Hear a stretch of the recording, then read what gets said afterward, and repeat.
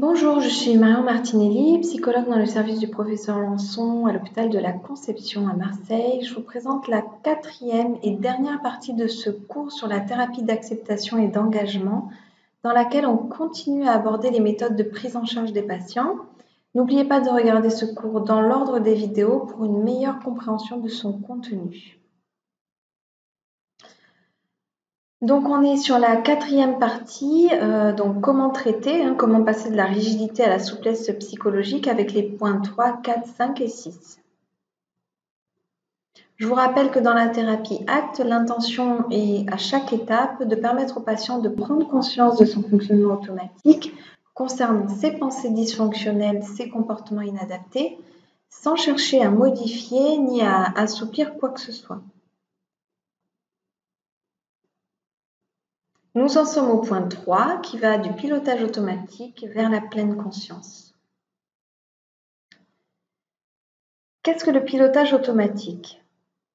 Lorsqu'on est en mode pilotage automatique, on peut facilement et inconsciemment se retrouver au milieu de pensées appartenant soit au passé, soit au futur. Sans nous en rendre compte, ça nous prive de notre capacité à vivre pleinement notre vie. Et pour apprendre à sortir du mode de pilotage automatique, nous commençons par orienter l'attention délibérément et en pleine conscience vers notre façon de ressentir notre corps et vers différents aspects de nos expériences quotidiennes. En pratique, vous trouverez dans les livres cités en référence le détail de ces exercices.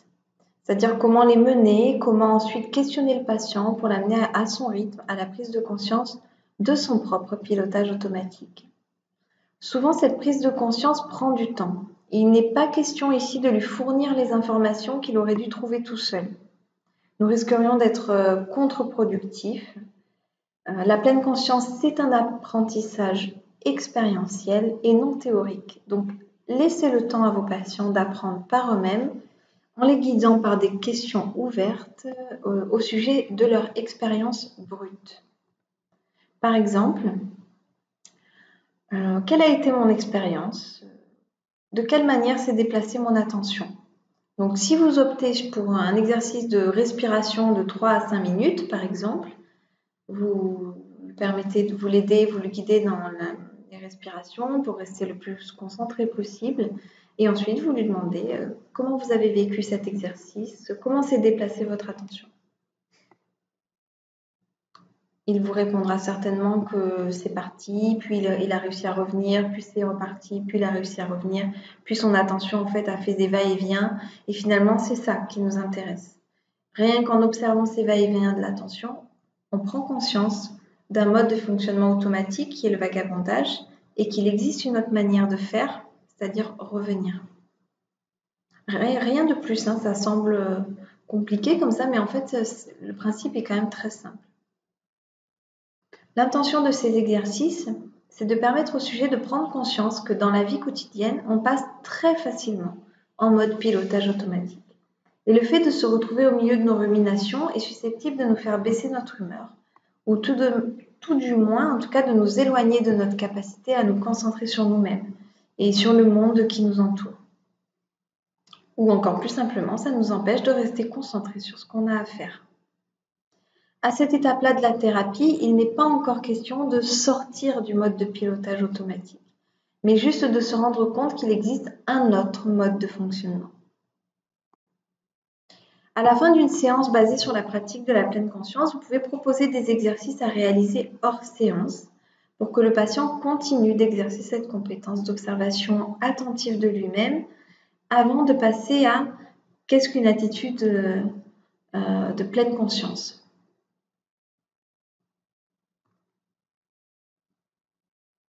Quelques données expérimentales. Les travaux qui ont été réalisés sur des personnes pratiquant quotidiennement des exercices de méditation ont permis de mettre en évidence que cela réduisait la symptomatologie anxieuse et dépressive si les patients étaient concernés par ces pathologies, augmentait les compétences d'empathie, de pardon, de compassion pour soi, de qualité de vie, de satisfaction de vie, dans des populations non cliniques, c'est-à-dire non anxieuses, non dépressives, etc. Et enfin, que la pleine conscience est également un facteur préventif du risque de burn-out chez les soignants. Pour ce qui est des tâches hors séance, donc je vous en parlais tout à l'heure, la pratique à domicile, pour apprendre à sortir du mode de fonctionnement automatique, on commence toujours par orienter son attention délibérément vers notre façon d'être au quotidien, notre façon de manger, les sensations du corps ou encore différents aspects de nos expériences quotidiennes. Il va s'agir donc pour le patient ainsi que pour le thérapeute. N'oubliez pas que vous devez pratiquer au même titre que les autres.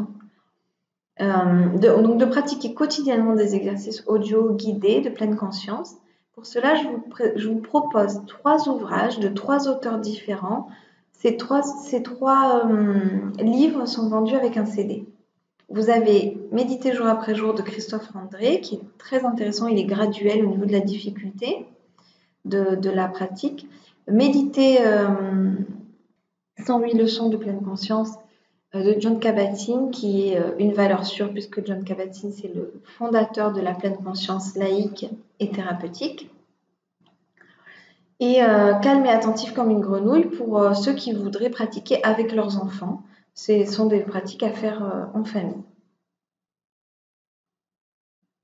Pour ce qui est des tâches hors séance, quand la personne va pratiquer chez elle, vous pouvez lui proposer de tenir un genre de tableau de bord. Donc, ça peut être sur des activités de routine réalisées en pleine conscience. Souvent, on va choisir spontanément des activités, alors déjà courtes, et des activités où on prend soin de soi. Le brossage des dents, le lavage des mains, qui en ce moment est plus que nécessaire et on vous demande d'y faire très attention. Boire son café le matin, marcher, si vous avez la possibilité d'aller marcher un peu dehors, mais ça peut être aussi chez vous. Vous pouvez laisser la personne suivre ses propres expériences. Vous pouvez aussi lui proposer donc de remplir chaque jour le tableau suivant afin de le forcer à se concentrer systématiquement sur les 5 sens. Comme si c'était un nouveau mode de fonctionnement finalement. Il n'est pas forcément nécessaire de remplir toutes les cases. Vous savez, il y a un de mes patients qui m'a dit qu'il trouvait ça très anxiogène, le fait de devoir remplir toutes les cases. J'avais beau lui dire que c'était souple. Il avait vraiment une anxiété de performance importante qui le poussait à devoir remplir absolument toutes les cases. Donc finalement, lui, il s'est détaché du tableau et il a fait sa pratique à sa manière et à son rythme. Donc c'est absolument pas obligatoire. Vous pouvez quand même proposer des tableaux bien plus simples, comme celui-ci. Celui-ci, moi, je l'aime bien parce qu'il permet d'observer ce qui a été bénéfique et ce qui a été difficile pendant la pratique. En fait, l'intérêt principal, c'est d'empêcher la personne d'hyper-focaliser sur les obstacles dans la pratique, alors que peut-être qu'elle n'accorderait presque aucune attention à ce qui a été bénéfique pour elle. Donc là, ça permet d'avoir en fait une vue d'ensemble et de tout situer sur un même niveau d'égalité, le positif comme le négatif. Comment adopter une pleine conscience de l'instant présent? La thérapie ACT, elle va encourager et entraîner le contact avec l'instant présent en axant le travail sur la conscience de l'expérience du moment. Par la pratique formelle, donc la pratique formelle, ce sont des exercices audio guidés que vous trouverez dans les 3 livres que je vous ai proposés il y a quelques diapos en arrière. Et par la pratique informelle. La pratique informelle, c'est l'observation des différents aspects de l'expérience du moment, avec les 5 sens par exemple. L'intention, c'est d'apprendre à différencier l'expérience sensorielle de l'expérience mentale. Ça, c'est très important que vous compreniez l'intention de ces exercices. À cette étape de la thérapie, à aucun moment, il n'est question pour le thérapeute de parler des bénéfices de cette nouvelle attitude que l'on adopte vis-à-vis de soi ou du monde qui nous entoure. Mais au bout de plusieurs séances passées à s'observer fusionner et défusionner avec ses pensées, après plusieurs séances passées à être dans l'évitement ou dans la lutte, il est très probable que le sujet parle spontanément des bénéfices liés à cette prise de conscience de ce mode de fonctionnement automatique. Un petit point sur le résumé de cette partie-là. Nous avons appris que le pilotage automatique est un fonctionnement normal et habituel de l'esprit. Nous avons aussi appris qu'il existe une autre attitude à adopter que l'évitement et la lutte et qui s'appelle l'observation curieuse ou pleine conscience. On passe maintenant au point numéro 4 qui va du soi-concept au soi-contexte. Alors, ici c'est la partie la plus compliquée à expliquer sous forme de cours théorique, alors qu'en fait je remarque qu'en thérapie cette étape-là n'est pas si difficile que ça. Elle n'est pas plus complexe qu'une autre à expérimenter, à vivre par le patient, mais vraiment à expliquer c'est pas évident. Donc voyons la définition de Jean Cotreau, qui est un pionnier des TCC. Pour lui, la notion de soi-concept se rapproche du concept de scénario de vie par le besoin de maintenir la cohérence de notre histoire telle qu'elle s'est construite, en favorisant l'interprétation des événements de vie de façon à ce que celle-ci confirme ce que l'on pense déjà de soi, des autres et du monde qui nous entoure. Ça fait beaucoup appel au pilotage automatique, on vient de voir dans la partie précédente. L'acte vise à remettre en cause cette construction de soi-concept, ce concept de scénario de vie.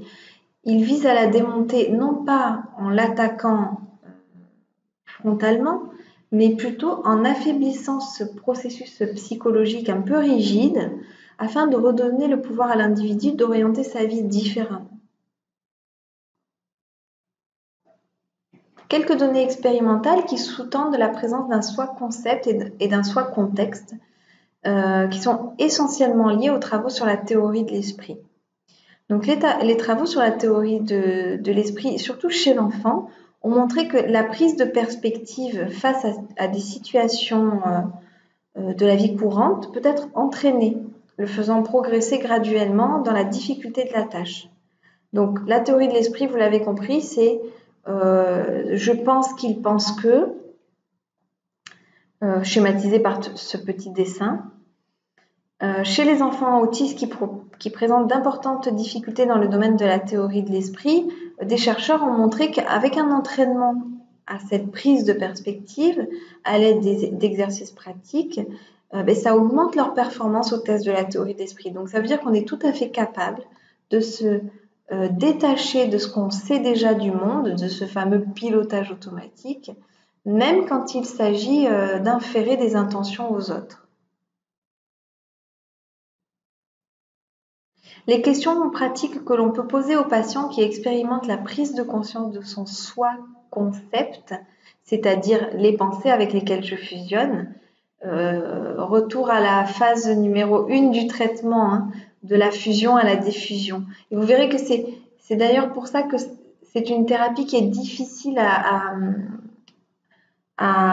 enseigner parce que chaque point de l'hexaflex est étroitement lié aux autres points de l'hexaflex. Les 6 points sont liés entre eux. Donc moi, je vous les différencie pour vous les expliquer, mais en fait, on peut difficilement les différencier parce qu'ils font appel chacun les uns aux autres. Donc je reprends. Les questions pratiques qu'on peut se poser pour expérimenter la prise de conscience de son soi-concept. On n'est pas encore au soi-contexte, on est dans la prise de conscience du soi-concept, à savoir ce que je pense de moi, ce que je pense des autres, ce que je pense du monde qui m'entoure, sont les questions suivantes. Concernant les mots plaisants et déplaisants que j'utilise régulièrement pour parler de moi ou pour parler des autres, pour parler du monde ou de l'avenir, est-ce que ces mots ont toujours été présents à mon esprit? Est-ce que j'ai toujours pensé la même chose de moi, des autres? Reconnaissez que ce sont des mots générés par votre esprit et que par leur impermanence, ne nous informent pas sur la personne que l'on est réellement. Mais du coup, si on n'est pas ces qualificatifs, alors qui sommes-nous? Il est nécessaire, à mon sens, de guider le patient dans la réponse à cette question. Par exemple, en lui proposant un aspect théorique. Alors, pour ma part, ça sera le seul aspect théorique que je vais donner à mon patient de toute la thérapie. Donc, l'idée, c'est de donner un aspect théorique qui puisse nous informer sur la personne que l'on est. Je vous l'explique dans la diapo suivante. Il existe 3 façons de décrire la notion de soi dans ce cadre violet. Le soi comme concept, donc ce que je pense de moi, les mots que j'utilise pour me qualifier, mais on pourrait dire aussi ce que je pense des autres, les mots que j'utilise pour les qualifier, c'est le soi penseur. Ensuite, il existe le soi comme processus de conscience ou métacognition. Ce que je pense de mes pensées, ce que je pense de ma façon de penser, ce que j'observe de mon expérience, la façon dont je remets en question le soi penseur finalement. Ça, c'est de la métacognition. Et enfin, le soi comme contexte, c'est le lieu à partir duquel je me place pour observer tout ça, pour observer mon expérience. Le retour à l'expérience brute de l'instant présent, qui a été expérimentée dans la phase de pleine conscience, va nous connecter à notre existence. Le soi contexte, aussi appelé soi observateur, c'est une partie de notre esprit qui ne peut pas penser. Elle ne fait que observer. Il n'y a d'ailleurs pas vraiment de mots pour la qualifier. Les mots qui s'en approchent le plus sont la conscience ou la concentration, qui est bien différent de la capacité de métacognition, hein, qui est le fait de penser sur ses propres pensées. Donc ça peut sembler abstrait dit de cette manière. On peut se dire, mais en fait, je ne comprends pas de quoi elle parle. D'où l'importance, vraiment, je vous le répète, de pratiquer l'acte pour pas seulement comprendre, mais surtout incarner ce que vous allez à votre tour enseigner par la suite. Du coup, je ne vais pas vous proposer un exemple avec un de mes patients, mais cette fois-ci, je vais plutôt vous faire partager l'expérience de Jean-Louis Monestès, qui est psychologue et psychothérapeute, connu pour ses travaux concernant la thérapie ACT et les formations qu'il fournit dans ce domaine. C'est d'ailleurs lui, je vous le disais précédemment, qui a validé la traduction française du questionnaire d'acceptation et d'action AAQ2, dont je vous parlais dans la partie 1 de ce cours. Il explique, Jean-Louis Monestès, il explique, bien que j'ai pu vivre des expériences très variées, ressentir des émotions différentes et des pensées changeantes d'un moment à l'autre, je conserve ce sentiment de continuité de mon expérience qui me permet de savoir que je suis toujours moi, indépendamment de ce qui se passe en moi. Donc vous l'avez compris, il n'existe pas de définition du soi contexte ou du soi observateur, car cela s'expérimente bien plus qu'il ne se théorise. Pour expérimenter cette partie de vous, un exercice intéressant est l'exercice du soi continuel, qui se pratique comme une séance de méditation, c'est-à-dire les yeux fermés, en prenant 1 ou 2 minutes au préalable pour se connecter à sa respiration et focaliser l'attention sur l'instant présent. Il se présente de cette manière. Observez X, voici X. Si vous êtes en train d'observer X, et vous êtes en train d'observer X, pardon, si vous pouvez observer X, vous ne pouvez pas être X. X change continuellement, celui qui ne l'observe ne change pas. Moi, ce que je vous propose, c'est de faire fermer les yeux à votre patient et donc à vous-même, si vous voulez expérimenter pendant les quelques prochaines minutes. Je vous laisse le temps de fermer les yeux, de suivre votre respiration, puisque c'est de cette manière-là qu'on sort du mode de pilotage automatique. Et je vais vous lire la phrase en changeant le X par un autre mot, qui sera toujours le même. Observez votre respiration. Voici votre respiration. Et vous êtes en train d'observer votre respiration. Si vous pouvez observer votre respiration, vous ne pouvez pas être votre respiration. Votre respiration change continuellement. Celui qui ne l'observe ne change pas. En gardant les yeux fermés, vous pouvez changer encore une fois, c'est-à-dire complexifier un peu plus l'exercice, cette fois-ci avec une émotion difficile. On recommence. Observez votre tristesse. Voici votre tristesse. Et vous êtes en train de l'observer. Si vous pouvez observer votre tristesse, vous ne pouvez pas être votre tristesse. Votre tristesse change continuellement, mais celui qui l'observe ne change pas. Et enfin, vous pouvez même complexifier encore plus avec un sentiment particulièrement présent chez votre patient ou chez vous-même. Là, ça serait par exemple mon sentiment d'incompétence. Observez votre sentiment d'incompétence. Le voici, vous êtes en train de l'observer. Si vous pouvez observer votre sentiment d'incompétence, vous ne pouvez pas être votre sentiment d'incompétence. Celui-ci change continuellement, mais celui qui l'observe ne change pas.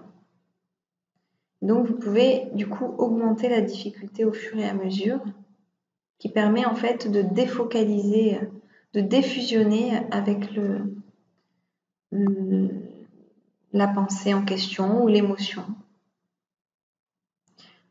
Suite à ça, vous allez devoir débriefer avec votre patient avec des questions ouvertes. Les questions ouvertes, ce seront celles-là. Qu'avez-vous ressenti pendant l'expérience?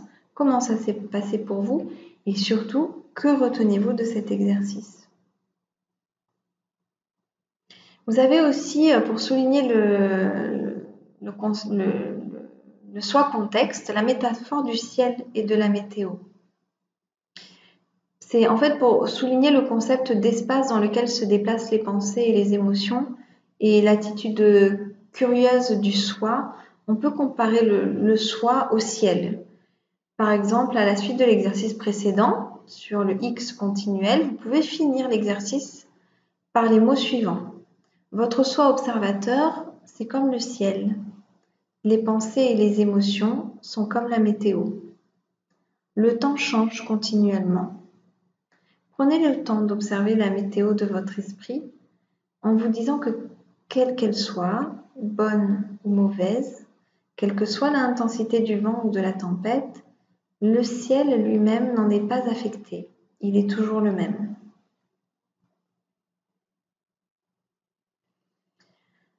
On va finir sur la conclusion de ce qui a été appris. Évidemment, il a été appris qu'il existe 3 aspects du soi, le soi concept, le soi comme processus de conscience et le soi contexte.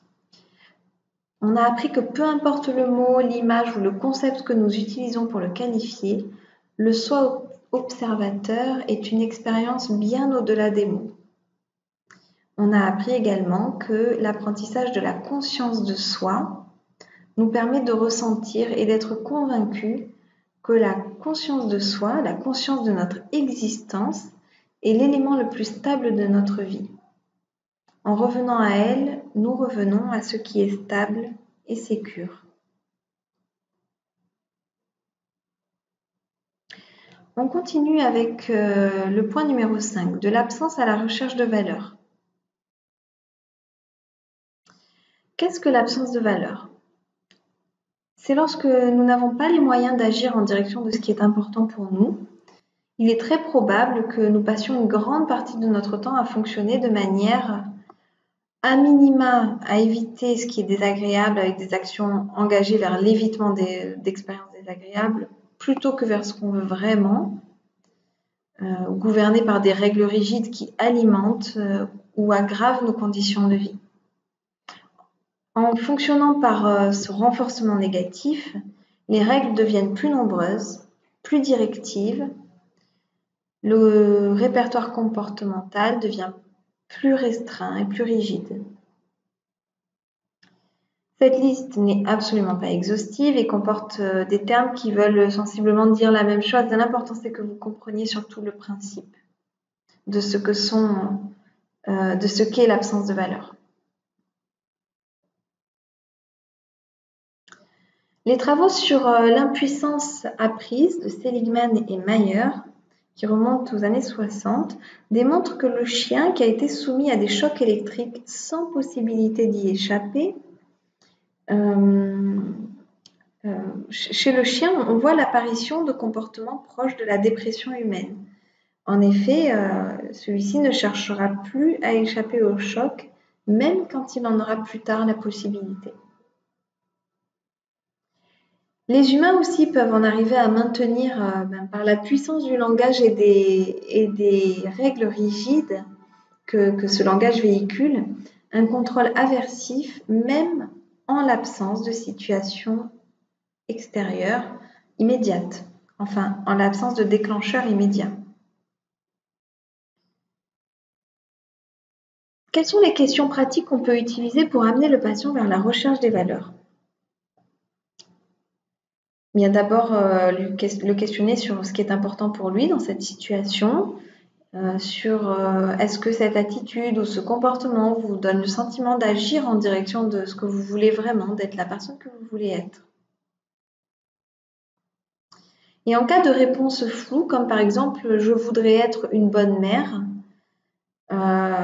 vu que c'est une réponse floue, parce que bonne mère n'est pas une définition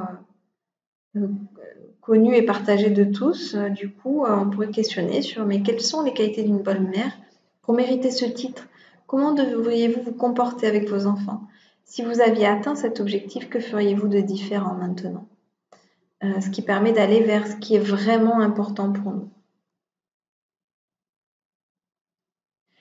Selon Harris, les valeurs sont les désirs qui se trouvent au plus profond de notre cœur et qui déterminent la façon dont nous voulons interagir avec le monde qui nous entoure, avec les autres aussi et avec nous-mêmes. Elles déterminent les forces et les qualités que nous voulons développer. Dans la théorie de l'acte, il existe 10 grands domaines de la vie qui peuvent avoir de l'importance concernant nos rôles sociaux, que l'on peut prioriser dans notre vie. Ça peut être notre rôle de parent, d'enfant, d'ami fidèle, de conjoint, de citoyen, de travailleur, etc. La liste de ces domaines n'est pas exhaustive, mais moi je trouve qu'ils y sont tous. Elle peut en tout cas vous fournir un guide pour aider votre patient à choisir le domaine de sa vie qui a de l'importance pour lui ou les domaines de sa vie qui ont de l'importance pour lui. Et par la suite, imaginez des actions à entreprendre dans ce sens. Mais tout ceci ne suffit pas pour définir ce qu'est vraiment une valeur. L'identification de nos valeurs, c'est une étape essentielle dans la thérapie pour comprendre le sens que l'on veut donner à sa vie, ce qu'on en attend et surtout pour l'engagement vers un passage à l'action future qu'on abordera dans la 6e et dernière partie de ce cours. Les valeurs ne sont pas des objectifs de vie, elles ont plutôt pour rôle de les définir, ces objectifs de vie, dans le but d'apporter de l'épanouissement, de la richesse et un sens à sa vie. Alors que pour définir nos objectifs, on va plutôt utiliser les verbes être plus ceci, être moins cela, obtenir ceci, réussir cela, arrêter ceci ou faire cela. Ça, ce sont les objectifs. En bref, ce qu'on veut obtenir et ce qu'on veut abandonner. Le langage utilisé pour définir les valeurs sera plutôt le suivant. Une action, une façon dont nous aimerions nous comporter ou agir. J'aimerais me soucier des autres, transmettre mon savoir, partager. Il peut être aussi une qualité qui se retrouve dans plusieurs domaines de la vie, de la vue, désolée pour la faute de frappe. Par exemple, être un soutien pour les autres, être une personne en qui on peut avoir confiance, une personne joyeuse, dynamique. Une valeur, ça peut être aussi défini comme un souhait, la qualité qu'on désirerait avoir dans l'action en cours. Être plus patient avec mes enfants, plus bienveillant avec mes parents, plus à l'écoute de mon conjoint, etc.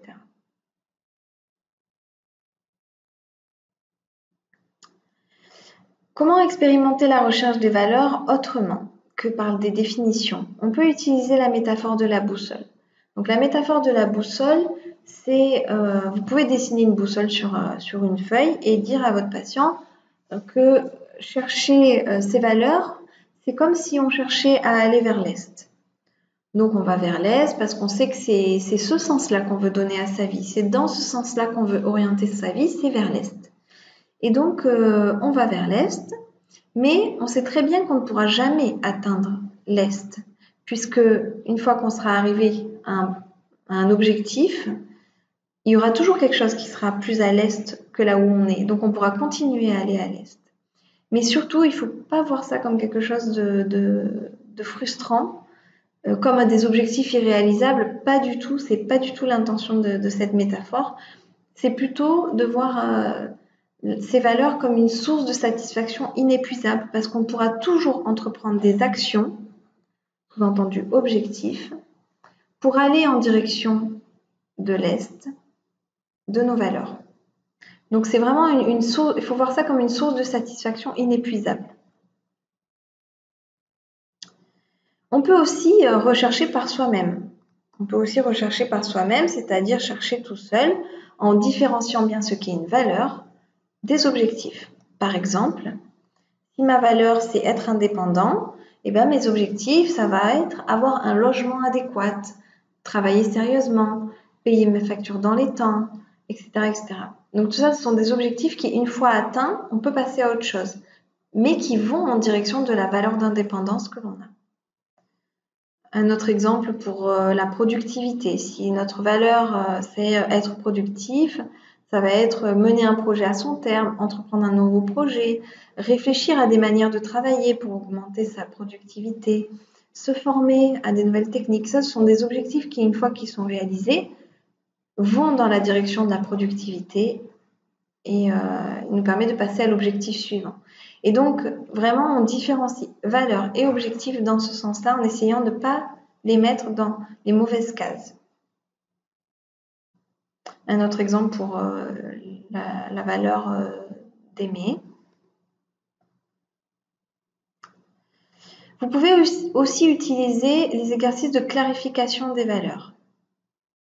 Il y en a plusieurs qui sont utilisés. Je ne vais pas tous vous les donner. Je vous donne juste les exemples de ceux qui me semblent les plus pertinents.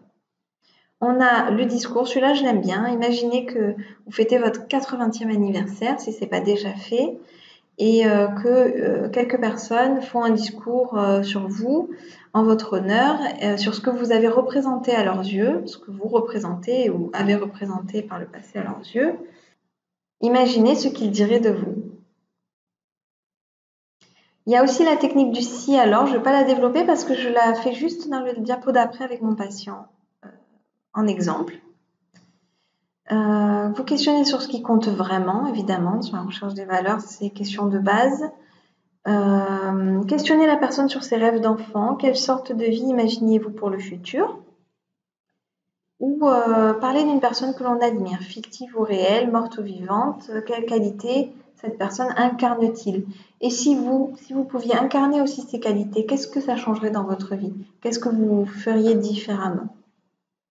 Avec l'introduction, évidemment, de l'idée de l'engagement à l'action future, qui est la 6e et dernière partie du cours. Donc, un exemple de la technique du si alors pour l'entretien thérapeutique. Pour moi, personnellement, mais ça n'engage que moi, pour moi, l'entretien thérapeutique et la façon dont je vais orienter mes questions est le meilleur outil d'exploration des valeurs. Voici un exemple avec un de mes patients. Le patient me dit: aujourd'hui, ces derniers temps, je me sens de mieux en mieux, mais j'ai toujours le matin cette angoisse qui me prend dès le réveil et qui s'aggrave en allant au travail. Je me dis que la journée pourrait mal se passer, qu'on va me dire quelque chose qui va me blesser ou me vexer. Je lui demande: si vous n'aviez pas ces angoisses dès le matin, dès le réveil, qu'est-ce que vous feriez de différent dans la journée? Ça, c'est la technique du si alors. Il me répond: si j'avais pas ces angoisses, j'aurais plus de plaisir à aller au travail, mes comportements seraient plus adaptés, je me mettrais moins en retrait vis-à-vis des autres, Je dis pas ce que je pense parce que j'ai peur du conflit. Je sais que je ne suis pas capable de gérer ça en ce moment. Je suis trop fragile. Je sais que je vis pas dans le pays des bisounours, mais je voudrais que mes collègues de travail deviennent mes amis. Question sur la clarification des valeurs. Que signifie pour vous l'amitié? Ce à quoi il répond. L'amitié, c'est être en totale confiance avec les autres, c'est pouvoir être authentique et bienveillant dans les deux sens de la relation, évidemment. Donc l'entretien thérapeutique tel qu'il est réalisé, il peut permettre de faire émerger les objectifs, être moins en retrait, dire ce que je pense, me faire des amis sur mon lieu de travail. Et il permet aussi de faire émerger les valeurs, la confiance, l'authenticité, la bienveillance. On pourrait continuer cet entretien thérapeutique et questionner en fait un peu plus profondément, demandant si vous pouviez vous aussi incarner ces qualités, qu'est-ce que ça changerait dans votre vie? Qu'est-ce que vous pourriez faire concrètement? Mais on risque de retomber sur les objectifs qui ont déjà été dits entourés en bleu ici, encadrés en bleu, pardon. Ce genre de questions nous permet quand même d'introduire l'idée de l'engagement à l'action future puisque c'est la thématique qui suit.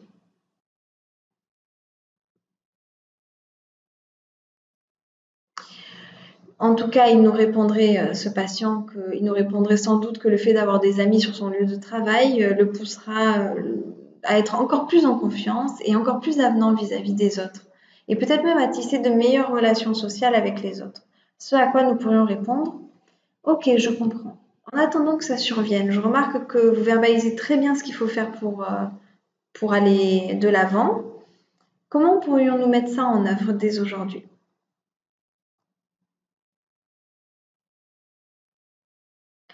On en a parlé précédemment, donc je ne vais pas m'attarder sur ce point. L'utilisation de la matrice ACT est également tout à fait possible à ce stade de la thérapie dans la recherche des valeurs. Donc n'hésitez pas à l'utiliser. Si vous avez besoin d'une piqûre de rappel, retournez voir dans les vidéos précédentes comment on l'utilise, avec quelles questions, pour chacune des étapes, quelles questions on utilise pour faire remplir ces cases. On termine sur cette partie en se souvenant de ce qui a été appris. Nous avons appris que plus la vie est dirigée vers l'évitement de l'expérience, plus elle est déconnectée de nos valeurs. On a appris aussi que nos valeurs, une fois identifiées, deviennent un renforçateur intrinsèque à nos actions lorsqu'elles sont librement choisies. Le succès ne vient pas de la réalisation de ces objectifs, mais de notre intention de vivre selon nos valeurs. Nous pouvons donc être satisfaits de nous-mêmes sans pour autant atteindre un objectif. Il est important de rester souple avec ces valeurs parce que si elles devenaient rigides, si elles nous font tomber dans une attitude de fusion cognitive avec nos valeurs, ça serait contre-productif. Gardez en tête la métaphore de la boussole. Quand vous utilisez une boussole, si vous gardez le nez rivé sur elle, vous n'arriverez jamais à avancer. En cas de doute seulement, ou juste de temps en temps, je la consulte pour vérifier que je suis toujours sur la bonne route, sur le bon chemin. Pour les thérapeutes, pour réfléchir à vos propres valeurs en tant que thérapeute, il vous est proposé les questions suivantes. En quoi est-ce que c'est important pour moi d'être un thérapeute? Quelle image j'aimerais donner aux autres? Quelle force et quelle qualité personnelle je veux apporter à mes patients? Quand vous êtes en contact avec vos valeurs, comment ça se passe? Et qu'est-ce que ça apporte de différent à votre vie? On termine ce cours avec la 6e et dernière partie de l'Hexaflex qui va de l'action inutile à l'action engagée. L'action inutile, c'est une action qui est réalisée sans envie, ne répondant à aucune valeur et dans laquelle le sujet n'accède pas à sa faculté de libre arbitre. Pour identifier l'action inutile, on va plutôt identifier les obstacles au changement. Si ça n'a pas déjà été fait par le passé, si vous commencez par exemple la thérapie à partir de la recherche des valeurs, c'est le moment d'identifier les obstacles au changement. Lister les obstacles au changement en les présentant vraiment de manière positive et active, comme des pensées dont j'aimerais me débarrasser. les pensées dont j'aimerais me débarrasser, c'est le retour à la phase 1, fusion, diffusion, afin d'insuffler un vent de changement dans la manière d'observer les obstacles qui se présentent à nous. Puisque ces pensées dont j'aimerais me débarrasser, ce sont les obstacles qui se présentent à nous. Donc c'est important de revenir à cette phase-là de la thérapie. Et aussi les comportements d'évitement, de contrôle que je mets en place spontanément pour faire face à ces pensées négatives. Et là, c'est le retour à la phase 2, évitement et acceptation. Si vous les avez déjà fait, vous retournez à la phase 1 et 2. Si vous ne les avez pas encore fait, eh bien, il va falloir les faire. Et donc, je vous invite à aller à la phase 1 et 2 pour travailler l'action inutile.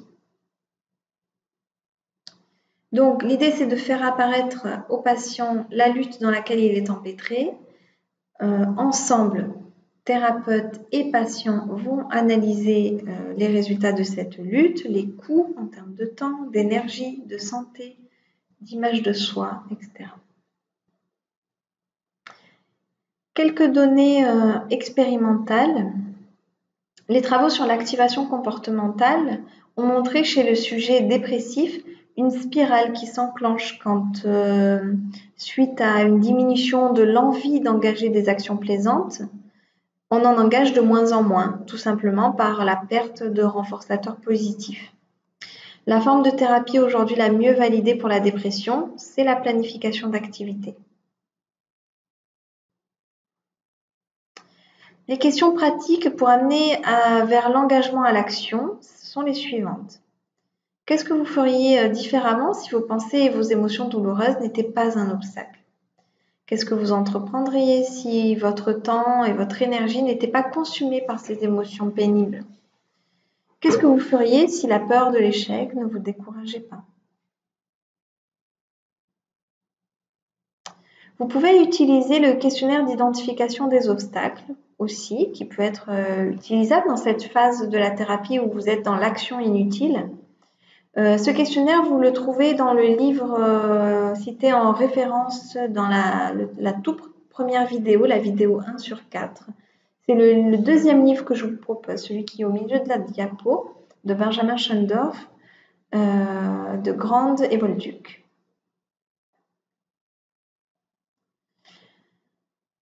Pour amener vers l'action engagée, vous pouvez continuer à utiliser le questionnement exploratoire. Si vous n'aviez pas cet obstacle dans votre vie, que feriez-vous de différent, etc.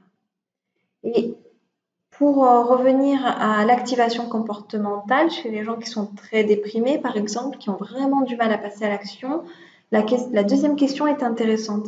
Quel est le plus petit, le plus simple, le plus facile pas en avant que vous puissiez faire dans les prochaines 24 heures qui vous mènera un peu plus dans cette direction de l'action engagée? Dans les situations où la personne nous donnerait un objectif négatif, comme par exemple je voudrais arrêter de me disputer avec mon conjoint, l'intention du thérapeute sera de le transformer en objectif positif. On pourrait dire par exemple, que voulez-vous plutôt? Qu'aimeriez-vous faire à la place de ces temps où vous vous disputez avec votre conjoint? Une définition de l'action engagée, également appelée faire ce qu'il faut. L'action engagée se définit par se fixer un objectif, s'exposer, procéder au renforcement comportemental et entraîner cette compétence nouvellement apprise. Cette partie de la thérapie s'accompagne de son lot d'émotions agréables et désagréables pour le patient qui entreprend un changement. Les étapes sont celles que je viens de vous lister. Dans cette partie de l'hexaflex, ces compétences nouvellement apprises peuvent être par exemple l'affirmation de soi, la gestion du temps, la gestion du budget, la gestion des tâches quotidiennes, les techniques de gestion des émotions telles que la relaxation, la méditation, les techniques de décision ou de résolution de problèmes. Vous en avez beaucoup. Toutes ces techniques-là, vous les retrouvez beaucoup il y en a plusieurs que vous retrouvez dans les deuxièmes vagues des TCC. Donc n'hésitez pas, si vous êtes amené à cette phase-là de la thérapie à aller mettre votre nez dans les livres de Jean Cotreau, par exemple, sur les thérapies cognitives et comportementales. Vous trouverez beaucoup d'informations sur ces techniques. Donc l'idée, c'est également de renforcer tous les comportements qui résultent d'un choix délibéré. Sachez qu'une personne qui fait le choix de maintenir un évitement en ayant conscience que ce comportement est de l'évitement est plus proche de l'action engagée qu'une personne qui évite de manière automatique dans l'illusion qu'elle n'a pas le choix de faire autrement. Plus on entraîne notre capacité à déterminer l'action future, donc en fait c'est la définition du libre arbitre, tout simplement, plus la probabilité d'engager des actions en direction de nos valeurs va augmenter.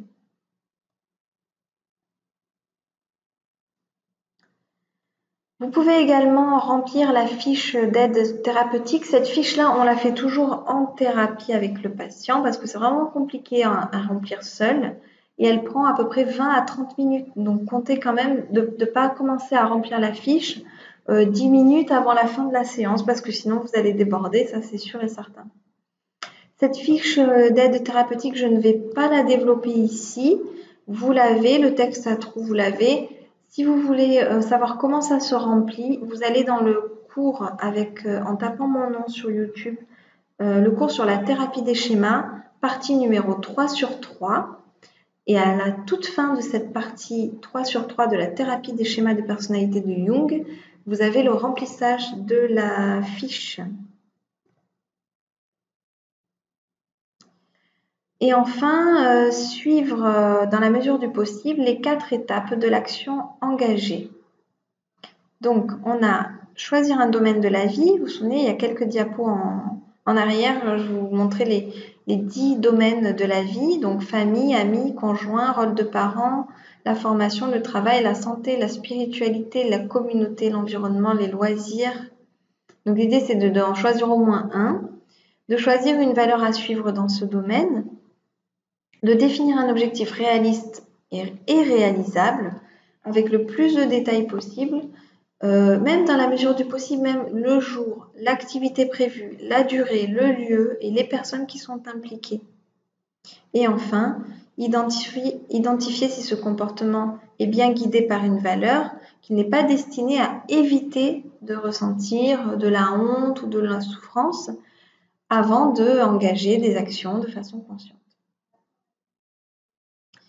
Ce cours est terminé. Je vous rappelle qu'il est le résumé de 3 ouvrages de référence en matière de thérapie ACT. Passer à l'acte de Rossaris, la thérapie d'acceptation et d'engagement, le guide clinique de Schlendorf, Grand et Bolduc, et le piège du bonheur de Rossaris également. Vous avez ici les références de toutes les données expérimentales que je vous ai présentées, exposées, décrites au cours de ce cours. N'hésitez pas à mettre pause si vous voulez en récupérer quelques-unes.